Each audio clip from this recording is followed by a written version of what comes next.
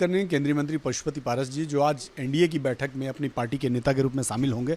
Sir, NDA की बैठक दिल्ली में हो रही है लेकिन विपक्ष का कुनबा बेंगलुरु में जमा है और वो कह रहे हैं कि ईडी और जो एजेंसियां हैं इनके डर से एनडीए में दल आ रहे हैं।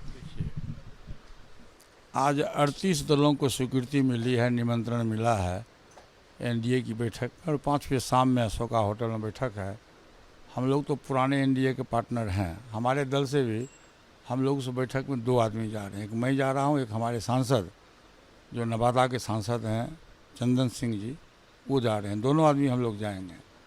और जहाँ तक ईडी और सीबीआई का सवाल है तो आप ही हमको बताइए, एक भी व्यक्ति का पूरे देश में नाम बता दीजिए जिस पर अनावश्यक ईडी और सीबीआई का शिकंजा चढ़ा हो।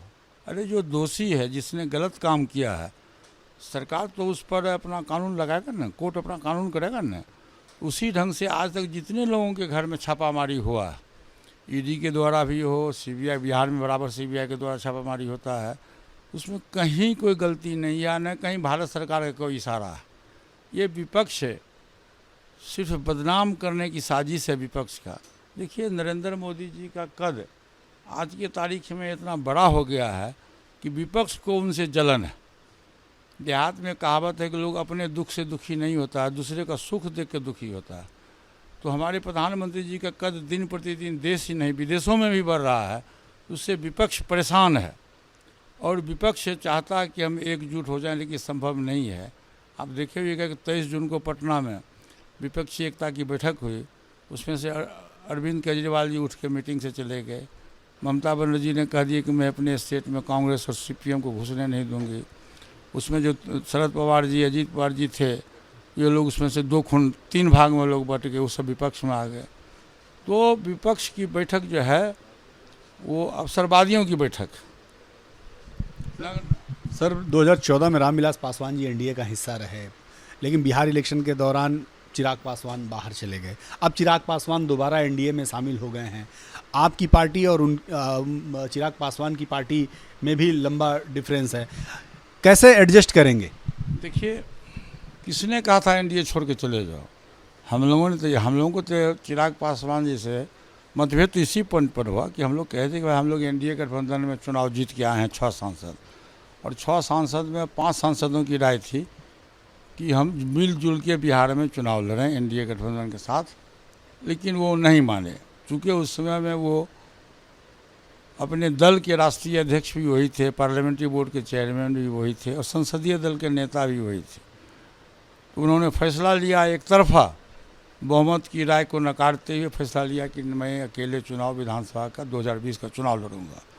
वो चुनाव के मैदान में चले गए और जनता के बीच में गलतफहमी हुई, चूँकि उसमें हम लोगों ने विरोध नहीं किया था, हम लोग साथ थे, लेकिन हम लोग चुनाव प्रचार में नहीं गए थे। अब वो जो आज कहते हैं कि हम एनडीए गठबंधन में हम हैं, उसमें उन्होंने एनडीए के उम्मीदवार, भाजपा के उम्मीदवार के खिलाफ में अपना उम्मीदवार दिया। हमारा क्षेत्र राघोपुर है, हमारे क्षेत्र में उन्होंने राघोपुर से उम्मीदवार दिया तेजस्वी यादव जी को। हमारे क्षेत्र से लालगंज से उन्होंने उम्मीदवार दिया भाजपा के उम्मीदवार के खिलाफ। इस तरह से 6 जगह बिहार में उन्होंने भाजपा के खिलाफ उम्मीदवार दिया, और जिसका नतीजा ये हुआ कि उनकी बुरी तरह से हार हो गई। एक विधायक, उनके दल से एक विधायक चुनाव जीत के गए, वो भी विधायक कह दिए कि चिराग पासवान कौन है मैं नहीं जानता, और 1 सप्ताह के बाद वो विधायक जनता दल यू ज्वाइन कर लिया। तो लड़ाई तो हमारी इसी बात की थी। मैं कहता था कि एनडीए गठबंधन में आप रहो, वो नहीं रहे, चले गए। अब दिल मिलेंगे कि नहीं? अब एनडीए गठबंधन में आने के लिए प्रयास कर रहे हैं, जो कल उनको स्वीकृति मिली है, तो वो आ गए हैं। मैं विरोध नहीं करूंगा, क्योंकि भाजपा के बड़े नेताओं के द्वारा स्वीकृति मिली है, मैं उनका विरोध नहीं करूंगा। एनडीए है, एनडीए बड़ी पार्टी है, इतना बड़ा देश है, देश में 30 दल है, 30 दल के मतलब 38 दल हो जाए, कल 48 दल हो जाए, मुझको खुशी होगी, मेरा कोई इसमें विरोध नहीं है। दिल मिलेगा कि नहीं? अब दिल टूटता है तो दिल नहीं जुड़ता है। बिगड़ी बात बने नहीं लाख करो किन कोई, रहमन फाटे दूध को मथे न माखन हो। पारस जी, एक अंतिम सवाल, चूँकि हाजीपुर से रामविलास जी चुनाव जीतते रहे हैं और अब चिराग पासवान भी उसी सीट से चुनाव लड़ने के लिए चर्चा है कि वो लड़ना चाहते हैं, खाने का शौक़ बहुत सबको रहता है, लेकिन खिलाने वाले हो तब तो। चिराग पासवान जी से ये आप प्रश्न पूछिए कि आप जमुई क्यों छोड़ रहे हो। जिस जमुई की जनता ने आपको 2014 से आप पर विश्वास किया और 10 वर्ष तक आप वहाँ के सांसद रहे, फिर आप जमुई की जनता के साथ में आप विश्वासघात क्यों कर रहे हैं। अब जाइए जमुई कहिए उनको चुनाव लड़ने के लिए। हाजीपुर तो मेरा और मेरा रहेगा। वो कह रहे हैं कि हमारे पिता की थी और पिता की विरासत। कुछ नहीं होगा, उनके पिताजी जीते जिंदगी मुझको उत्तराधिकारी बना के गए हाजीपुर से। ये तो सबूत है ना जी, पूरे देश का लोग जानता है ना कि पासवान जी अपने जीते ज़िंदगी में हाजीपुर के लिए उत्तराधिकारी मुझको बना के गए, मुझको सांसद बनाए, मैं भारत सरकार का मंत्री बना।